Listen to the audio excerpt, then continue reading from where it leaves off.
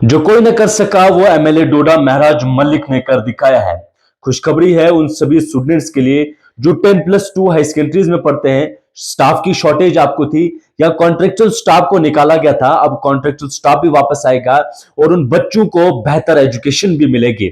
Education को boost up करते हुए एमएलए डोडा महराज मलिक की जानिब से एक अहम स्टेप उठाया गया है। एक लेटर जो है वो honourable minister of education UT of Jammu and Kashmir को लिखा गया है और ये लेटर बहुत अहम है और बहुत अहमियत रखता है उन सभी नौजवानों के लिए जो कॉन्ट्रेक्चुअल जो है वो 10+2 एज लेक्चरर जो है वो हायर सेकेंडरीज में पढ़ाते थे, या जो हायर सेकेंडरीज में बच्चे तालीम हासिल करते हैं उनके लिए ये लेटर बहुत अहमियत रखता है। और काफी अरसे से बच्चे और जो कॉन्ट्रेक्चुअल लेक्चरर्स हैं वो इंतजार कर रहे थे।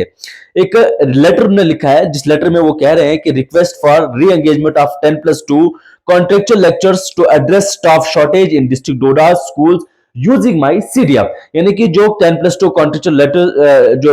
लेक्चर्स की शॉर्टेज है स्टाफ की, उसमें आप री एंगेजमेंट्स करें 10+2 लेक्चर्स की, और उसका जो ऑनरेरियम है वो सीडीएफ यानी कि जो सीडीएफ है, जो एमएलए सीडीएफ है, कॉन्स्टिट्यूंसी डेवलपमेंट फंड्स 1 करोड़ रुपए जो है वो उसके लिए महराज मलिक देंगे। आपको बता दें कि इस मसले को हाईलाइट करते हुए एक सीरियस कंसर्न ने लिया है जिसमें उनने जो ऑनरेबल मिनिस्टर ऑफ एजुकेशन है उनको ये लेटर लिखा है जिसमें वो कह रहे हैं कि गवर्नमेंट हाई सेकेंडरी स्कूल्स में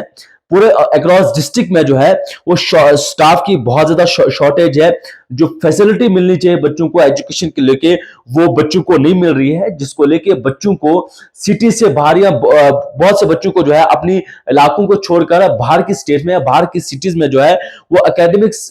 एजुकेशन लेने के लिए जो है वो जाना पड़ता है। साथ में उन्होंने लिखा है कि 2019 में बहुत से ऐसे number of qualified 10+2 contractual lecturers है जिनको डिसएंगेज किया गया है, और जो एक अहम लाइफ का एक अहम पार्ट जो है वो एक इंपॉर्टेंट टाइम जो है वो बच्चों को दे रहे थे, स्कूल्स को दे रहे थे, जो तकरीबन 16 सालों से बहुत से जो 16 सालों से काम कर रहे थे, जो 2003 में लगे थे, उनको डिसएंगेज कर दिया है। और इनके पास एक्सपीरियंस भी बहुत है, सर्विसेज का भी एक्सपीरियंस को बहुत है, और बच्चों को पढ़ाने का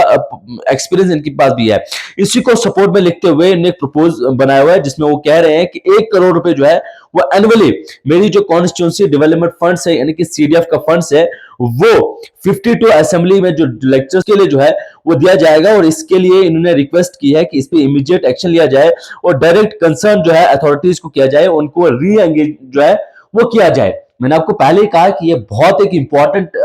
जो है वो लेटर जो है वो एमएलए डोडा महराज मलिक की जानिब से लिखा गया है। पूरे जिला डोडा की बात करें तो आपने देखा कि लेक्चर्स की कितनी कमी है।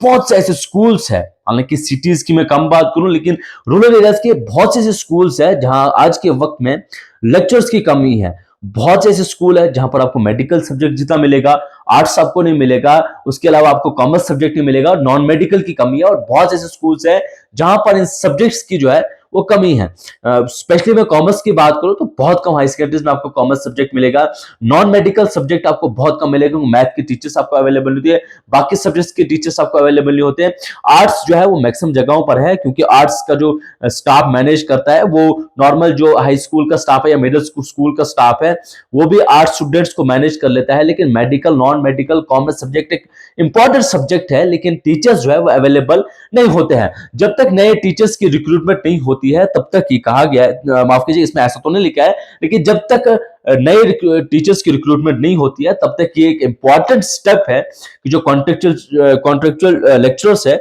जिनको डिसएंगेज किया गया है उनको री एंगेज किया जाए, और उसके लिए जो ऑनरेरियम उनका है यानी कि जो उनकी सैलरीज है, जो ऑनरेरियम है, उसके लिए महराज मलिक जो है अपने सीडीएफ से 1 करोड़ रुपए जो है वो एनुअली देंगे। तो मुबारकबाद है उन सभी लेक्चरर्स के लिए जो काफी सालों से मेहनत कर रहे थे डोडा के स्कूल्स में, डोडा के बच्चों को पढ़ा रहे थे ताकि बच्चे यहां से बाहर ना जाए अपने एकेडमिक के लिए, अपने पढ़ाई के लिए बच्चों को बाहर ना जाना पड़े। तो उनके लिए खुशखबरी है, उन बच्चों के लिए भी एक खुशखबरी है जो बच्चे स्टाफ के लिए तरस रहे थे। एक इंपॉर्टेंट जो है वो लेटर लिखा गया है, लेकिन आप देखना होगा कि इस लेटर पर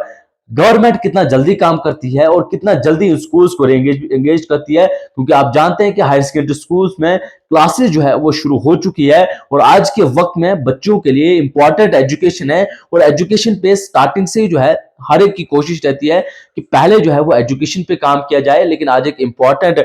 जो है ये रिक्वेस्ट लेटर जो है वो लिखा गया है, अब देखना होगा कि कितना जल्द इस पर काम जो है वो किया जाता है।